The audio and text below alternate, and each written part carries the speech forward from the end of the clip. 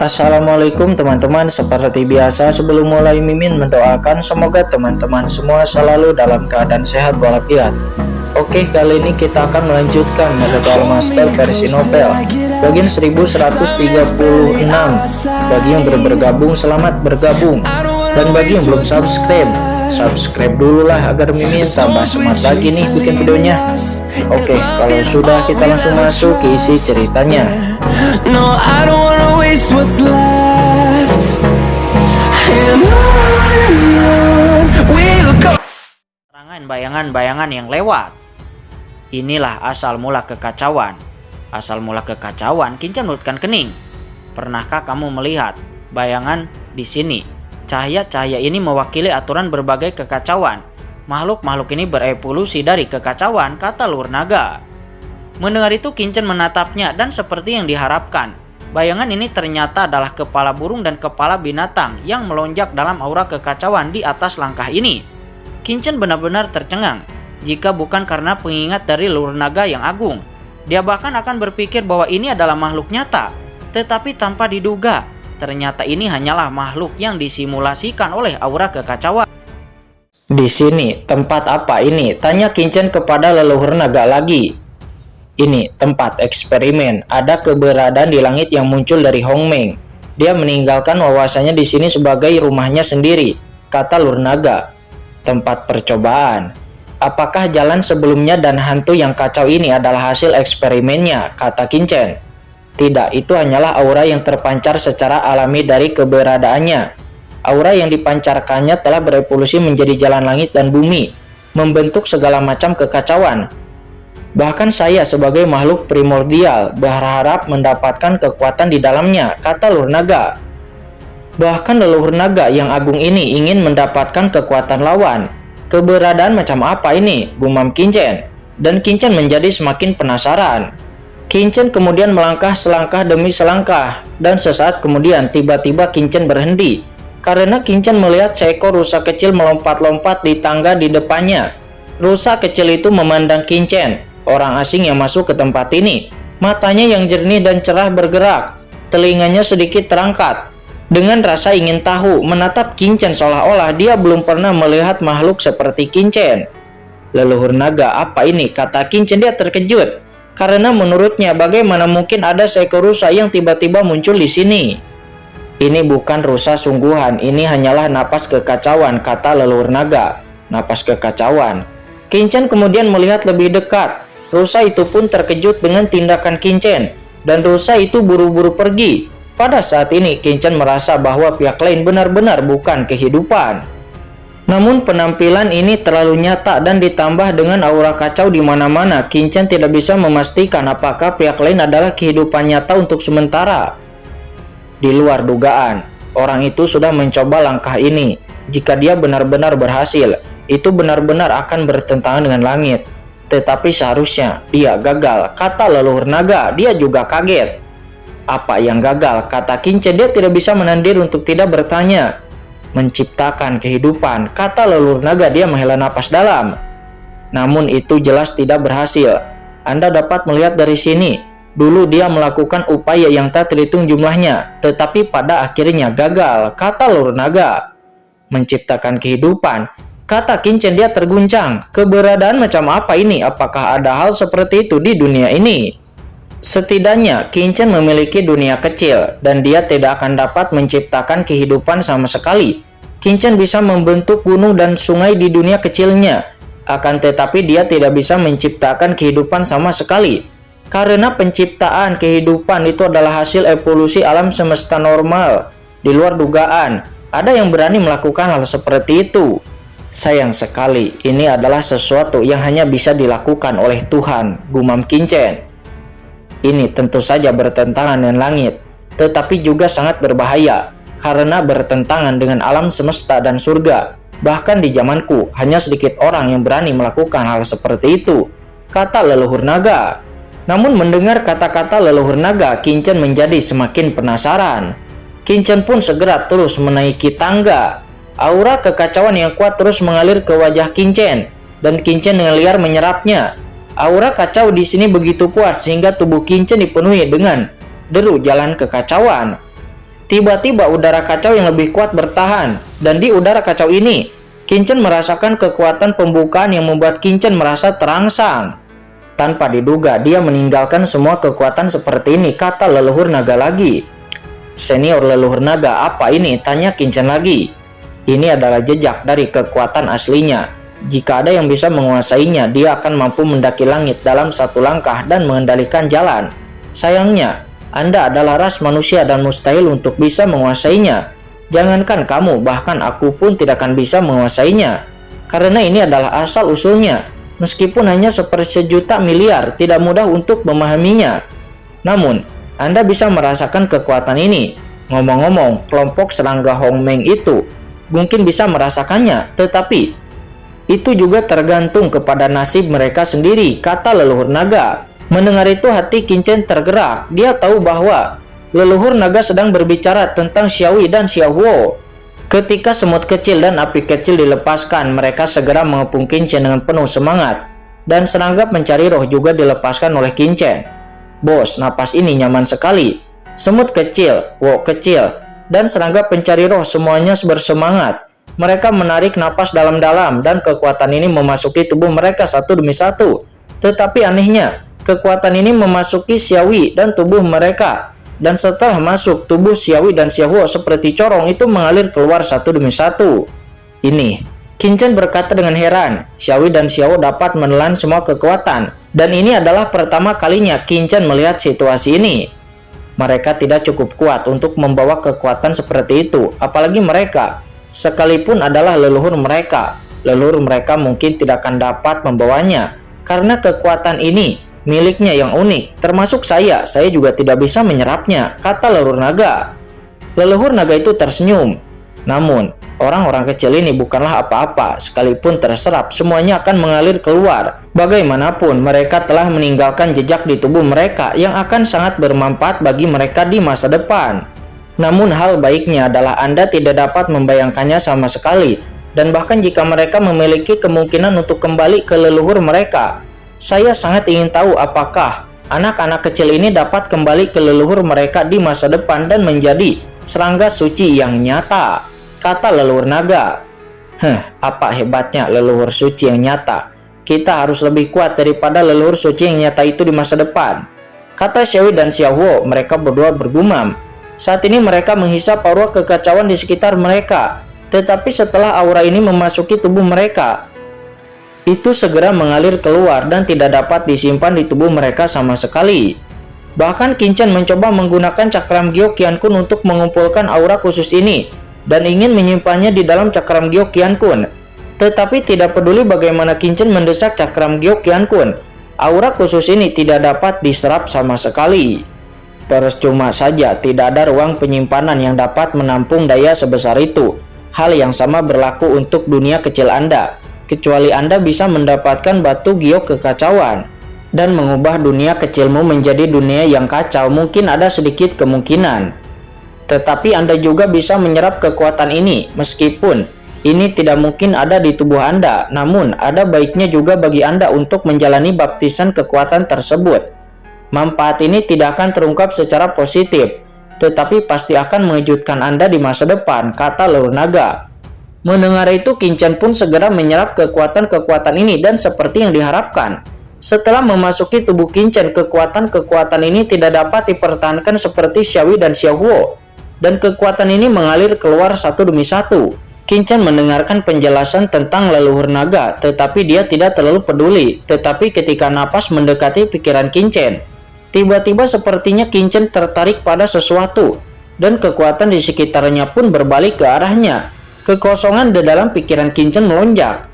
Ini, Qinchen terkejut ketika melihat kekuatan kekacauan khusus di sekitarnya tidak pernah mengalir keluar setelah memasuki api karma kehampaan. Tetapi tampaknya itu telah sepenuhnya ditelan oleh api karma kehampaan. Dan boom, pada saat ini seluruh tubuh Qinchen seperti pusaran air, dan api karma kehampaan adalah pusat dari pusaran air tersebut. Sejumlah besar aura kekacauan mengalir ke dalam api karma kehampaan dengan gila-gilaan, dan kemudian menghilang. Dan api karma kehampaan memberi Qinchen perasaan seperti menjadi lebih gesit secara umum. Bocah ras manusia ini. Penglihatan yang begitu menakutkan ini membuat leluhur naga juga terpana karena terkejut. Dia hanya mengatakan bahwa Qin-Chen tidak akan bisa menyerapnya. Tetapi ketika dia menoleh, Qin-Chen saat ini benar-benar menyerap kekuatan kekacauan yang khusus ini. Dalam sekejap, semua aura di sini menghilang dan semuanya memasuki api karma kehampaan. Dalam kegelapan, Qin-Chen merasa api karma kehampaan sepertinya telah mengalami beberapa transformasi. Tetapi Qin-Chen tidak tahu apa itu. Api karma kehampaan yang mana yang menyatu, kata leluhur naga seraya memandang Qin-Chen dengan kaget. Aku tidak tahu, kata Qin-Chen. Dia juga sedikit terkejut. Dia memiliki tebakan samar di dalam hatinya, tetapi dia tidak tahu apakah itu benar atau tidak. Setelah api karma kehampaan menyerap kekuatan-kekuatan ini, langkah-langkah di depan Qin-Chen tiba-tiba menjadi lebih jelas, memperlihatkan sebuah bagian tepat di atas. Ayo cepat naik, kata leluhur naga. Dia mengabaikan keterkejutannya dan buru-buru berkata kepada Qin-Chen untuk cepat naik. Mendengar itu, Qin-Chen pun buru-buru melangkah maju di sepanjang lorong ini. Saya tidak tahu berapa lama sebelum pada akhirnya Qin-Chen sampai di ujung lorong. Dan nampak itu adalah sebuah platform. Qin-Chen membuka matanya lebar-lebar dan melihat ke tengah platform. Di tengah-tengah platform ini terdapat awan udara yang kacau. Dan udara yang kacau itu sepertinya terbungkus oleh sesuatu. Tetapi udara yang kacau itu penuh dengan kabut dan tidak mungkin untuk bisa melihat apa yang ada di dalamnya. Sepertinya batu giok kekacauan tidak ada di sini. Dia sudah pergi, kata leluhur naga. Dia menghela napas dalam. Qin-Chen terkejut. Mungkinkah leluhur naga purba pernah mencoba menciptakan kehidupan? Lalu apa yang ada di platform ini? Kata Qin-Chen, hatinya tergerak. Ini seharusnya menjadi sesuatu yang ditinggalkannya, kata leluhur naga. Dia menggelengkan kepalanya. Jika ada, mungkin saya bisa langsung keluar dari sini. Tapi sayangnya, karena tidak ada, ayo kita pergi. Benda ini bukanlah sesuatu yang bisa kamu ambil, kata leluhur naga kepada Qin-Chen. Begitu suara leluhur naga turun, dia melihat udara kacau di tengah platform. Tiba-tiba, dia sepertinya merasakan sesuatu dan dia tiba-tiba terbang langsung menuju ke arah Qin-Chen. Ini, mata leluhur naga itu tiba-tiba membelalak. Karena dia melihat kelompok energi kacau ini meledak dengan cahaya cemerlang terbang dengan cepat menuju ke arah Qin-Chen. Seolah-olah itu ditarik oleh semacam ketertarikan. Anak ras manusia, pasti ada sesuatu di tubuhmu yang menarik benda ini. Ini adalah peluang besar, kata leluhur naga. Dia tampak bersemangat. Meskipun dia tidak tahu apa yang ada di udara kacau ini, namun dia yakin apa yang ditinggalkan pasti sungguh luar biasa. Dan kemudian saya melihat sinar cahaya melonjak dengan cepat menuju ke arah api karma kehampaan di depan Qin-Chen. Masuk ke dalam api karma kehampaan dengan tergesa-gesa dan kemudian menghilang. Apakah ini api karma kehampaan? Kata Qin-Chen. Dia terkejut. Dia pun melihat ke arah api karma kehampaan dengan gugup, berpikir bahwa akan ada beberapa gerakan pada api karma kehampaan. Tetapi apa yang mengejutkan Qin-Chen adalah tidak ada perubahan di dalam api karma kehampaan. Apa? Tidak ada lagi, itu menghilang, kata leluhur naga. Dia juga sedikit terkejut. Anak ras manusia, apa yang baru saja memasuki api karma kehampaanmu? Kata leluhur naga. Dia bertanya. Aku juga tidak tahu, kata Qin-Chen. Dia pun terkejut. Dia benar-benar tidak melihatnya dengan jelas. Terlebih lagi, setelah benda ini memasuki api karma kehampaan, itu menghilang dalam sekejap mata. Bahkan Qin-Chen, pemilik api karma kehampaan pun tidak bisa melihatnya. Gemuruh. Dan ketika benda ini memasuki api karma kehampaan, tiba-tiba terdengar suara keras dari seluruh dunia. Sepertinya langit dan bumi retak dan seluruh dunia ini seakan-akan bergoyang. Pada saat ini di pinggiran kehampaan, ke arah lautan api, nampak lautan api 4 warna melonjak dengan ganas. Pada saat ini, keempat teratai api itu tiba-tiba memancarkan cahaya yang sangat terang. Apa yang telah terjadi? Perubahan mendadak ini pun seketika mengejutkan putra Huo Luan, Pangeran Jinwu, dan yang lainnya yang berada di batas antara api teratai emas dan api teratai putih. Pada saat ini, di lautan api ini, semua ahli yang mulia dengan gila-gilaan memahami kekuatan api dan bersiap untuk memasuki kedalaman dunia api dan memandang ke langit dengan takjub. Mereka menatap 4 lautan api di depan mata mereka. Karena di bawah pandangan semua orang, keempat lautan api ini dengan cepat menyatu, menyebar ke seluruh dunia, menutupi segala sesuatu di sekitar mereka. Lalu kemudian, keempat api teratai itu pun dengan cepat mundur. Dan keempat api teratai itu menghilang dengan kecepatan yang mencengangkan. Apa yang sedang terjadi? Mengapa lautan api ini tiba-tiba menghilang? Semua orang pun tercengang, semuanya tercengang begitu tidak terduga. Takut mereka sudah ada di sini selama puluhan ribu tahun. Mengapa api teratai itu tiba-tiba menghilang? Namun setelah dikejutkan, wajah semua ahli yang mulia menunjukkan ekstasi. Hilangnya lautan api bagi mereka itu jelas berarti mereka bisa memasuki kedalaman dunia api ini. Hahaha, pergi. Seorang ahli yang mulia berseru dalam ekstasi. Dia berteriak keras dan menyapu ke kedalaman dunia api untuk pertama kalinya. Yang mulia, di sisi Pangeran Jinwoo, beberapa master memandang Pangeran Jinwoo. Ayo, kita juga masuk, kata Pangeran Jinwoo. Dia menghela napas dan memberi perintah kepada para bawahannya. Sebenarnya baginya memahami api-api teratai ini itu akan memberi keuntungan kepadanya, akan tetapi karena api teratai itu telah menghilang, Pangeran Jinwoo hanya bisa masuk ke dalam dunia api. Sementara Pangeran Jinwoo dan yang lainnya memasuki kedalaman dunia api satu demi satu. Terlihat 4 lautan api yang menghilang. Nampak keempat lautan api itu langsung berubah menjadi 4 teratai api. Lautan api mengerikan yang awalnya menyelimuti kehampaan tak berujung ternyata itu adalah 4 bunga teratai api seukuran kepalan tangan. 4 bunga teratai api itu berwarna emas, putih, hitam, dan merah. Dan 4 bunga teratai api itu dengan cepat memasuki kedalaman dunia api. Pada saat ini suara gemuruh antara langit dan bumi juga membuat Qingchen kaget. Namun dia tidak berada di area lautan api, jadi dia tidak tahu bahwa keempat lautan api yang sebelumnya memenuhi dunia api ini sekarang telah lenyap sama sekali. Di tengah keributan ini, Qingchen tiba-tiba mengangkat kepalanya dan Qingchen melihat 4 sinar cahaya. 4 sinar cahaya itu datang dengan cepat dari jauh ke arah Qingchen. Apa itu? Kata Qingchen, wajahnya terkejut. Dan saat berikutnya, 4 teratai api langsung memasuki api karma kehampaan di depan Qingchen. Apa itu adalah 4 api teratai? Kata leluhur naga. Dia tertegun dan berseru. Leluhur naga itu tidak menyangka 4 api teratai besar itu akan berinisiatif untuk memasuki api karma kehampaan milik Qingchen. Pada saat ini leluhur naga yang agung itu menjadi gila. Ini adalah pertama kalinya dia melihatnya. Dan ini benar-benar membuat naluri naganya terkejut. Ketika keempat api teratai ini memasuki api karma kehampaan, api karma kehampaan Qingchen juga samar-samar berubah menjadi penampakan bunga teratai. Dengan napas kehidupan mekar di atas api kehampaan yang tampak seperti bunga teratai. Api iblis King Lian, kata Qingchen, matanya membelalak.